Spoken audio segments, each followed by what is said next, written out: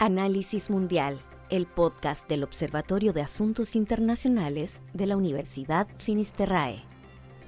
Hola, ¿cómo están? Muy bienvenidos a un nuevo episodio de Análisis Mundial, el podcast del Observatorio de Asuntos Internacionales de la Universidad Finisterrae. Hoy me acompaña la profesora Vanessa Cárdenas. ¿Cómo estás, Vanessa? ¿Qué tal? Muy buenos días. Me acompaña, como siempre, el profesor Luis Lira. ¿Qué tal, Alberto? Pero además, hoy tenemos un episodio especial, porque tenemos un invitado especial. Tenemos aquí en el locutorio de la universidad al excelentísimo embajador de Ucrania, el señor Yuri Dudin, a quien le doy la bienvenida. Muchas gracias, Alberto. Gracias por invitarme y buenas tardes a todos. Nos interesaba mucho poder invitarlo para conversar, para tener su percepción sobre cómo está el conflicto que ya está en su tercer año de desarrollo desde la invasión rusa a Ucrania en febrero de 2022. Un tema que no solamente ha afectado gravemente a Ucrania, sino también ha puesto en alerta a toda Europa y a la comunidad internacional completa.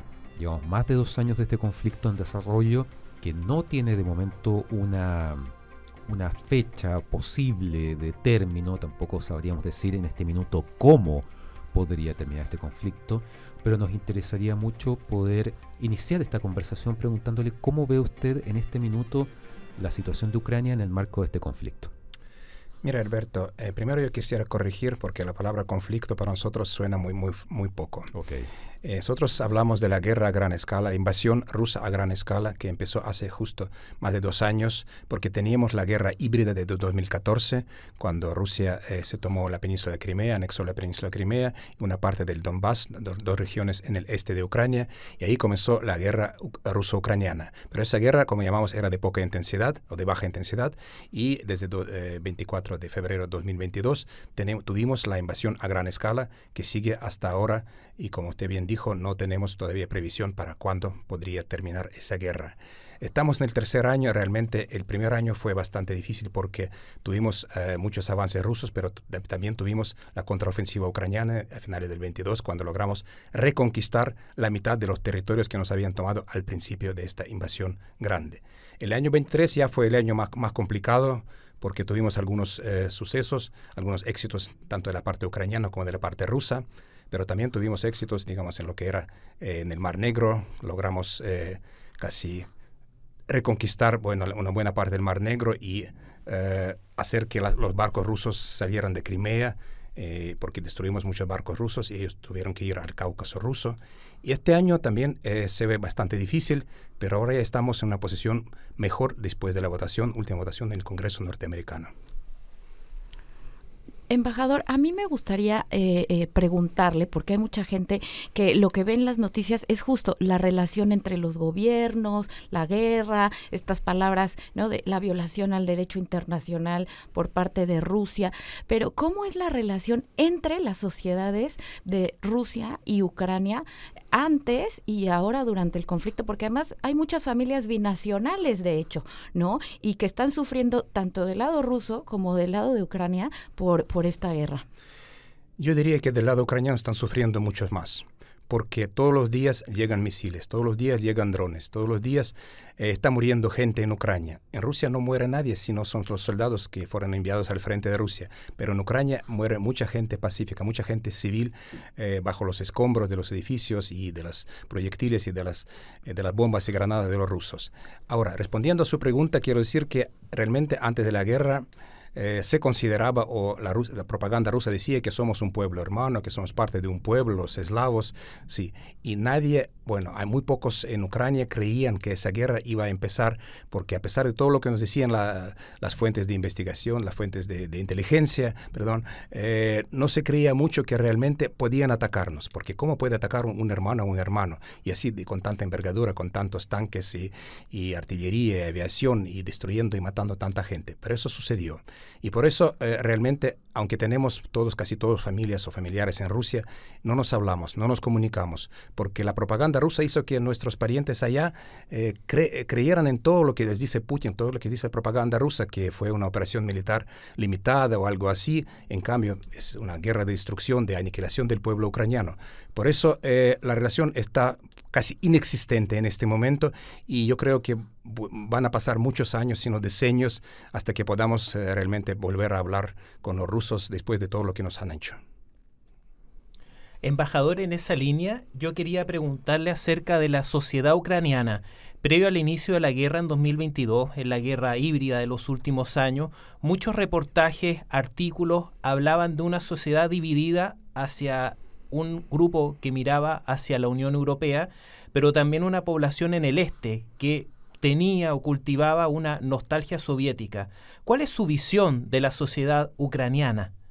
Realmente existió esa división, había existido antes de la guerra, y realmente había, si no era tan grande, pero existía gente que sí, la mayoría de gente que quería ir hacia la Unión Europea, y la vocación europea de Ucrania está fijada en nuestra Constitución, y había otra parte de la gente que mirábamos más al vecino del norte, a Rusia, y quería contactos con este país, con este pueblo. Pero le digo que a partir del 24 de febrero de 22, eso cambió radicalmente. Y después de todo lo que los rusos han hecho en Ucrania y siguen haciendo, después de miles y miles de muertes que han traído a nuestra tierra, las destrucciones enormes que vemos todos los días, la cantidad de las personas que sigue apoyando a Rusia es mínima, se redujo muchísimo. En cambio, casi toda la población ahora está apoyando la vocación europea y nuestro camino hacia la Unión Europea y hacia la OTAN también, porque la Unión Europea es una sociedad de valores y la OTAN es una organización defensiva. Y bueno, esas dos cosas están fijadas en nuestra Constitución, como yo dije, y el pueblo ucraniano en su absoluta mayoría ya no quiere volver a Rusia, ya no quiere volver a lo que representa Rusia, o sea, el pasado soviético, el pasado asiático y la sociedad del siglo pasado. En cambio, queremos ir a Europa, que es la sociedad moderna, sociedad democrática, y que es donde es nuestro lugar. Embajador, usted mencionaba que se acaba de aprobar por parte del Senado estadounidense esta partida de ayuda, ¿verdad?, que se dividió en tres: Ucrania, Israel y Taiwán, y que eso va a significar que Ucrania reciba en el corto plazo equipamiento equivalente a esos millones de dólares para continuar los combates, la resistencia frente a Rusia. En el contexto de esta guerra, ¿qué es lo que más necesita hoy Ucrania en términos militares para poder seguir defendiéndose de Rusia, que, como usted bien decía, constantemente lanza misiles y drones sobre ciudades y blancos civiles? Bueno, realmente ha sido una gran noticia de este día y de los días anteriores la aprobación finalmente primero por la Cámara de Representantes y ayer en la noche por el Senado norteamericano, de ese paquete de ayuda a Ucrania junto con otros paquetes a otros países, y que hoy ya fue firmada por el presidente Biden, así que ya es ley ese paquete, y esperamos recibirlo en los próximos días o en las próximas semanas, ya la ayuda tan necesaria para Ucrania, que vendrá principalmente de nuestros aliados europeos, de los depósitos norteamericanos en Europa, por eso no va a demorar así tanto. Lo que necesitamos más en este momento son dos cosas. Primero, es la defensa antiaérea. Defensa antiaérea que tenemos está protegiendo las grandes ciudades como Kiev y algunas otras, pero hay muchas otras ciudades y también objetivos de la infraestructura energética, infraestructura crítica, que no son tan bien defendidos. Y por eso hemos visto en las últimas semanas, en los últimos meses, cómo los rusos estaban destruyendo propositadamente las centrales termoeléctricas, las centrales hidroeléctricas, como querían dejarnos en la luz, sin luz, en la tiniebla, como querían dejarnos sin agua, etcétera. Por eso necesitamos más y más sistemas de defensa antiaéreo, como los norteamericanos Patriot, que probaron ser muy eficaces en derribar los los misiles balísticos rusos, que realmente nadie pensaba que esos misiles podían ser derribados, y sí pueden ser derribados con ayuda de sus sistemas Patriot norteamericanos, los IRIS-T alemanes, algunos sistemas también de Francia, de Inglaterra y de otros. Y por otro lado también necesitamos los misiles de largo alcance, como los ATACMS norteamericanos, para poder, destruir los objetivos militares en Rusia, tanto en Crimea ocupada, desde donde salen los aviones, desde donde salen los misiles, o sea, para destruirlos y para así proteger más a nuestro país. Y le corrijo que no estamos defendiéndonos, está correcto, pero sí queremos recuperar nuestro territorio, queremos reconquistar y restablecer nuestra integridad territorial, y para eso la ayuda norteamericana y la europea también es más que bienvenida. Embajador, yo soy mexicana y siempre veo a Ucrania y pienso en lo difícil que es ser vecino de países así. En el caso de México, Estados Unidos, en el caso de ustedes, Rusia. Y cuando veo este conflicto en Ucrania, siempre reflexiono que los organismos internacionales creados para la resolución pacífica, una vez que estalla un conflicto versus un país del tamaño de Rusia, pues son inoperantes. Pareciera que hoy, ante la crisis, la solución para Ucrania es justo seguir apuntando a un organismo defensivo militar como es la OTAN, porque no podemos solamente sujetarnos a la ONU con ese Consejo de Seguridad que hoy urge ser reformado. Entonces, mi pregunta va en ese sentido, ¿no? Hay tantas propuestas para el Consejo de Seguridad, pero en esta posición de cooperación y de resolución pacífica, ¿Ucrania se siente sola? ¿Y cuál sería la reflexión de hacia dónde? O sea, porque pareciera que le mandan a cuentagotas la ayuda solo para mantenerse y que de pronto no hay una acción colectiva decisiva de alto impacto. Se siente sola. ¿Y cuál sería la reflexión de hacia dónde deben de avanzar estos organismos internacionales que no son militares o no se ve para dónde? Bueno, profesora, estoy de acuerdo que realmente ser vecino de un país así no es una cosa muy buena y lamentablemente no podemos cambiar la geografía, seguiremos siendo vecinos. En cuanto a los organismos internacionales, se ha aprobado la ineficiencia del Consejo de Seguridad por la razón que es obvia para todo el mundo, que hay 15 miembros, de los cuales 5 tienen más derechos que otros, tienen derecho a veto.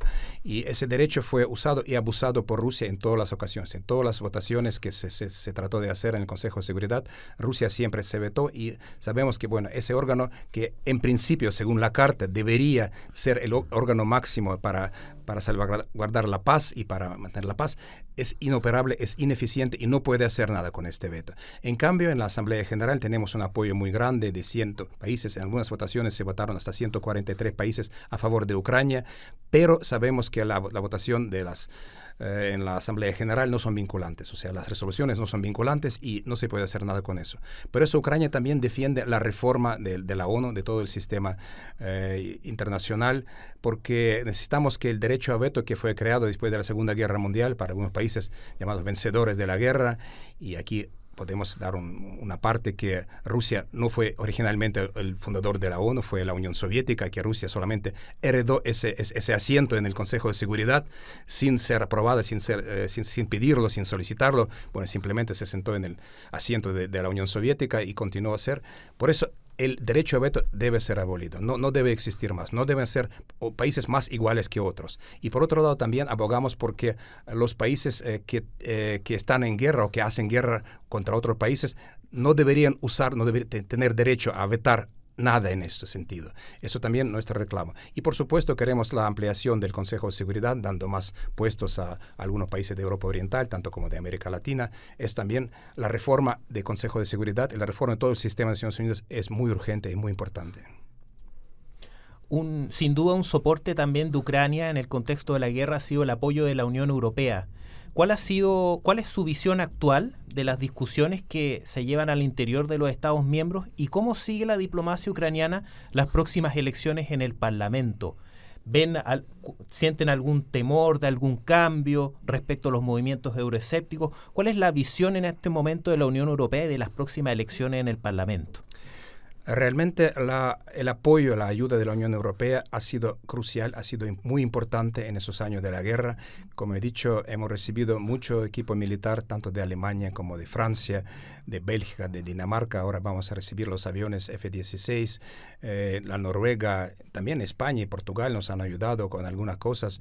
Los tanques han llegado. O sea, de todos los países de la Unión Europea han ayudado a Ucrania en esos 2 años de la guerra. En cuanto a las elecciones que se vienen ahora en junio, realmente estamos observando el proceso electoral en la Unión Europea. Vemos que hay esos movimientos euroescépticos que parece que están tomando forma ahí, pero en nuestra opinión no van a ser la mayoría. Igual la mayoría en Europa pensamos que la van a conservar los partidos tradicionales. Pueden aparecer uno que otro partido, pueden ser uno que otros líderes, que vemos ahora algunos en Europa, que no son muy favorables al apoyo de Ucrania, pero yo creo que la posición general de la Unión Europea en su conjunto no va a cambiar mucho, y eso nos agrada bastante. Embajador, el fin de semana el diario El Mercurio publicó una entrevista con Irina Borovets, la viceministra de Asuntos Exteriores de Ucrania. Y ella planteaba que en el marco de esta guerra, Ucrania es de algún modo el cortafuego, es el muro que separaría a Rusia del resto de Europa, dando a entender que Rusia estaría interesada en seguir avanzando hacia el oeste, dentro de lo que es un escenario ya de países que forman parte de la OTAN. Es muy distinto haber atacado a Ucrania que atacar a un país como Polonia, que es parte de la OTAN, porque ahí se arriesga a una respuesta colectiva. ¿Usted cómo ve ese escenario? ¿Cree que realmente Rusia podría querer todavía expandir su alcance después de la experiencia con Ucrania, en donde claramente fracasó? O sea, hay que recordar que la idea original supuestamente del Kremlin era llegar en 3 días a Kiev, deponer al presidente Zelensky, instalar un gobierno títere de Rusia y tomar el control de Ucrania completa en un plazo máximo de 1 semana. Correcto, esa es la idea principal, y Kiev en 3 días se convirtió en un meme en Ucrania. Ya estamos casi a 2 años y pico de la guerra y todavía no pueden conquistar nuestra capital. En cuanto a los planes de Putin, bueno, nadie puede saberlos exactamente, pero yo sé que en Europa existe un temor, existe un recelo de que Putin, si conquista Ucrania, no va a parar en nuestras fronteras, puede ir más lejos. Los que están amenazados más son estados bálticos, que eran parte de la Unión Soviética, como Estonia, Lituania, Letonia en su tiempo, y la idea, digamos, de Putin es restablecer algo grande como era la Unión Soviética, como era el Imperio Ruso. ¿Por qué él atacó Ucrania? Porque no le dolió tanto perder, digamos, a repúblicas pequeñas en el año 91, cuando se desintegró la Unión Soviética, como le dolió mucho perder Ucrania. Y por eso Ucrania fue la primera víctima de este afán imperialista de Putin. Pero puede ir más lejos, puede ir al Báltico, puede ir a los vecinos de Europa, de Polonia, Eslovaquia. O sea que es un escenario que no podemos descartar en cualquier caso. Por eso Ucrania no puede perder esa guerra. Y los aliados europeos lo entienden muy bien. Si usted ve las discusiones que se hacen en el ámbito europeo, los líderes como Macron, como Olaf Scholz y otros, que hablan mucho que hay que dar a Ucrania más equipos para defenderse, porque si no, nosotros vamos a hacer los siguientes. No pedimos que ellos nos manden sus tropas, no. Los ucranianos podemos defendernos con nuestros soldados. Lo que en sí necesitamos son los equipos, son las armas con las que defendernos y defender también a toda Europa. Embajador, y en esta coyuntura electoral, pero ahora acá en el continente, en el norte, con Estados Unidos, ¿qué cambios cree usted que podría haber si llega Biden nuevamente, o lo que hasta hoy parece más probable, que es que regrese Donald Trump a Estados Unidos? Bueno, sí, observamos, por supuesto, la campaña electoral que formalmente todavía no empezó en Estados Unidos, pero la precampaña ya está en pleno auge y vemos las diferentes fuerzas políticas que están queriendo llegar a la Casa Blanca. Y realmente,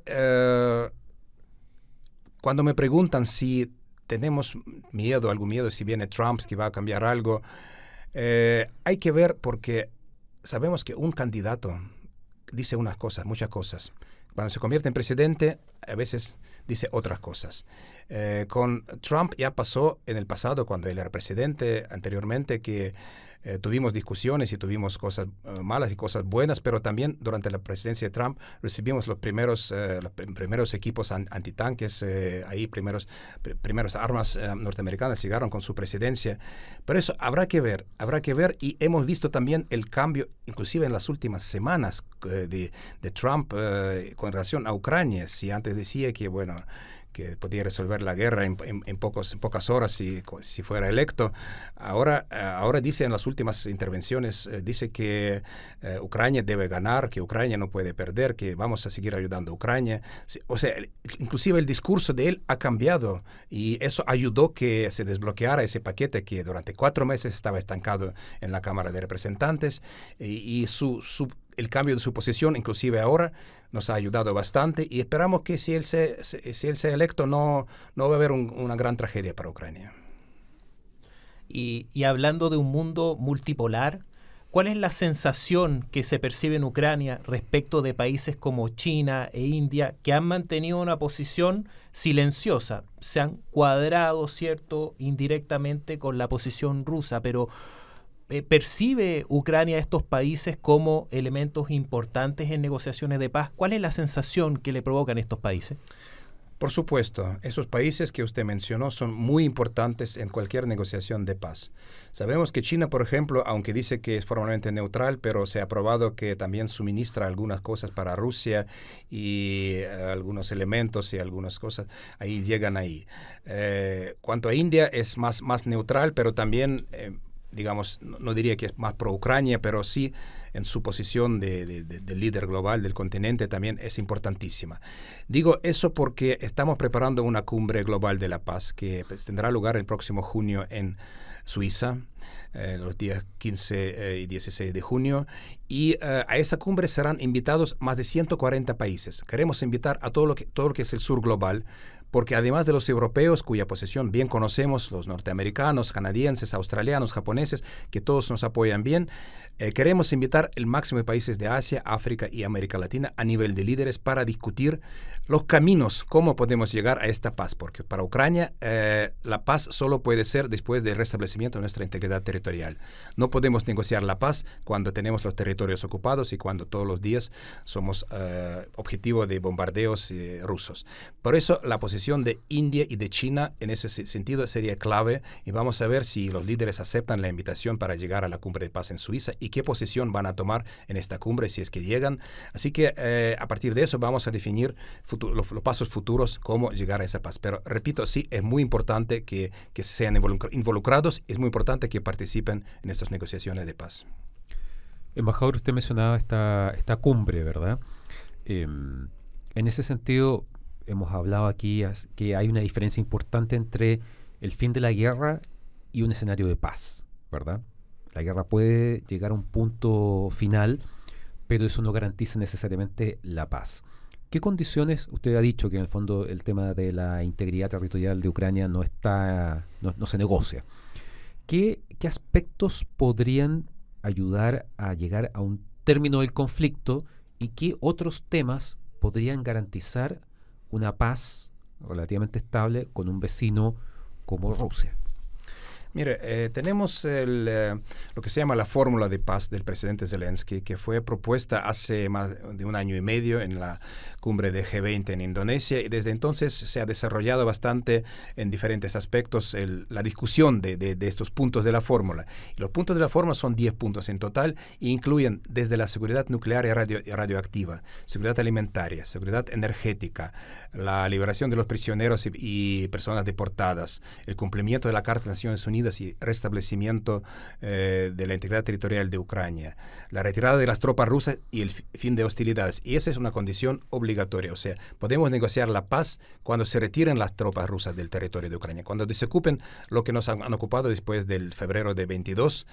Y si hablamos, digamos, del conjunto más grande, queremos también recuperar Crimea y la parte de Donbass, que fue tomada en 2014, pero eso sería en una etapa posterior. La etapa previa sería el restablecimiento de lo que teníamos antes del inicio de la invasión a gran escala.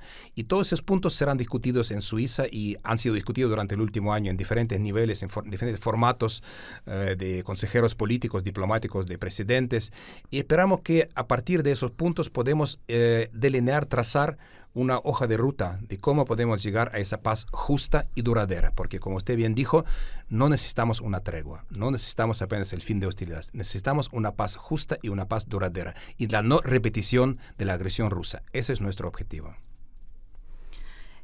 Mi pregunta es, ¿cómo es ser embajador en tiempos de guerra? ¿Cuáles son esas difíciles funciones que tocan en el mundo diplomático en este panorama tan adverso? Sí, no es fácil. Realmente yo fui embajador, digamos, en otro país, aquí en Argentina. hasta 2019, y era otro tipo, digamos, de actividad diplomática. Sí teníamos la guerra de baja intensidad, sí teníamos que hacer algunos eventos para sensibilizar a la opinión pública argentina con lo que está pasando en Crimea y en lo demás, pero no era lo mismo que estamos pasando ahora. Realmente con la invasión a gran escala ha cambiado todo. Y nuestro ministro Kuleba, nuestro canciller Kuleba, dijo que ahora estamos viendo una diplomacia de los tiempos de guerra. Cuando la diplomacia tradicional como se está relegando al segundo plano, como que se está pasando un poco, y si antes podíamos sonreír y decir cosas buenas y decir sí o no, bueno, ahora no aceptamos un no. Ahora tenemos que ser más activos, más proactivos, más insistentes, y pidiendo todos mis colegas, sobre todo en los países que nos apoyan mucho y que nos dan mucho armamento y lo demás, o sea, todos los días están trabajando para recibir más y más apoyo. Aquí en Chile yo estoy trabajando para asegurar que el apoyo político que tenemos por parte del gobierno de Chile no cambie, que continúe ese apoyo político, y que ojalá que se transfiera un poco más práctico, en la ayuda más práctica, si no en forma de armas, que no se puede hacer aquí en Chile, pero al menos con la ayuda humanitaria, que también puede ayudar bastante al sufrido pueblo ucraniano. La guerra en Ucrania, ¿cierto?, ahora se ha enmarcado como un conflicto postsoviético, y revisando el mapa existen conflictos latentes que se reactivan aproximadamente cada 20 años. Pienso en Georgia, Chechenia, pienso en Armenia, Azerbaiyán, pienso también en Transnistria, que ha hecho noticia últimamente con el apoyo que inició Emmanuel Macron a Moldavia. ¿Usted identifica elementos comunes en la guerra en Ucrania o califica de un conflicto más bien artificial de parte de la diplomacia rusa lo que está sucediendo en su país? No, realmente, si hablamos de todos esos conflictos, podemos ver, hay por lo menos un punto común en todos ellos. Es el deseo de Rusia, de Moscú, de crear zonas de desestabilización, de crear zonas de conflicto, y o sea, Rusia quiere volver, como yo dije, quiere volver a hacer algo grande, y por eso está siempre atacando, está siempre expandiendo y sus acciones bélicas, y siempre tratando de conquistar más terrenos o más influencia, o restablecer su influencia. Eso es, el punto común en todas esas guerras, porque es el afán imperialista de Moscú de seguir dominando estos territorios. Y lo que nosotros no queremos, como dije, no queremos seguir siendo dominados, porque si Ucrania pierde esa guerra, seguramente no va a existir una Ucrania independiente y soberana. Convertiremos en algo como éramos dentro de la Unión Soviética, cuando teníamos el gobierno de la República Ucraniana y el parlamento, pero todo se decidía en Moscú, nada se decidía en Kiev. O sea, no queremos volver a eso, por eso luchamos por preservar, por mantener nuestra independencia. Embajador, sabemos que el tiempo es escaso, le agradecemos mucho su presencia, el haber aceptado nuestra invitación al podcast Análisis Mundial. No sé si usted quisiera hacer alguna última reflexión. Sí, yo volvería al tema de la Cumbre de la Paz y cómo ve Ucrania, digamos, ese camino. Como dije, en junio vamos a tener una gran reunión muy grande en Suiza, que se está organizando, se está preparando ahora. Las invitaciones serán enviadas a todos los líderes, también al presidente Boric. Espero que él pueda participar en esta cumbre en Suiza, porque sería muy importante que Chile mantuviera su posición de apoyo político a Ucrania. Como dijo el presidente Boric en varias ocasiones, es una guerra imperialista y Ucrania es víctima, Rusia es un país agresor, y queremos que esa posición se mantenga tanto a su nivel como a nivel de otros líderes aquí de la región y aquí y de todo el mundo, y todo el sur global y todo el mundo. Y bueno, al pueblo chileno le quería agradecer su solidaridad con el pueblo ucraniano, porque yo como embajador me encuentro con muchas personas aquí y no he escuchado todavía ni una vez palabras de apoyo a Rusia. Todos me dicen que apoyan, que están solidarios con el pueblo ucraniano, que es el pueblo que está sufriendo, y yo agradezco y valoro mucho ese apoyo. Así que ojalá que continúe así y que los chilenos nos sigan apoyando. Muchas gracias, embajador Yudin. No podemos cerrar este episodio especial del podcast sin mencionar que el próximo martes 30 de abril a las 7 de la tarde, 19 horas, acá en la universidad, en el Teatro de la Universidad, y gracias a las gestiones de la Embajada de Ucrania en Chile, vamos a proyectar el documental 20 días en Mariupol, que fue el documental que ganó el Oscar este año. Así que están todos invitados para esa fecha. Va a ser una oportunidad extraordinaria para ver este material audiovisual, este documental. Y no me queda más que, junto con agradecer nuevamente al embajador por su presencia, agradecer a Vanessa y agradecer al profesor Luis Lira por participar y aportar con sus comentarios y preguntas a este episodio especial de podcast de Análisis Mundial, el podcast del Observatorio de Asuntos Internacionales. Muchísimas gracias. Análisis Mundial, el podcast del Observatorio de Asuntos Internacionales de la Universidad Finisterrae. Si quieres saber más sobre nosotros, puedes encontrarnos como OPSI Inter UFT en Twitter, Instagram, YouTube, Facebook y Spotify.